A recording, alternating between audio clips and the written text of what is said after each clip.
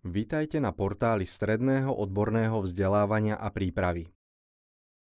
V nasledujúcom videotutoriále sa oboznámite s postupom tvorby vlastnej lekcie. V časti Môj portál zvoľte možnosť Moje lekcie. Následne kliknite na tlačidlo Vytvoriť novú lekciu v pravej časti obrazovky. V ďalšom kroku zadáte názov lekcie, prípadne popis alebo zadanie a kliknutím na tlačidlo Vytvoriť lekciu uložíte.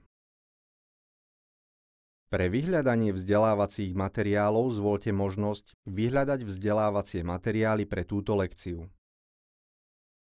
Každý vzdelávací materiál zobrazený v ľavej časti hlavného okna môžete do lekcie vložiť presunutím myšou alebo kliknutím na tlačidlo Pridať. Po vložení všetkých materiálov do lekcie kliknite na tlačidlo Uložiť. Kliknutím na voľbu Upraviť lekciu máte možnosť zahrnúť do lekcie okrem vzdelávacích materiálov umiestnených na portáli aj vlastné materiály a tiež odkazy na webové stránky. Zdroje obsahu môžete v rámci jednej lekcie ľubovoľne kombinovať.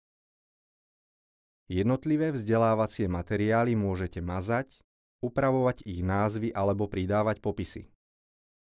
Tiež máte možnosť meniť poradie daných položiek v lekcii.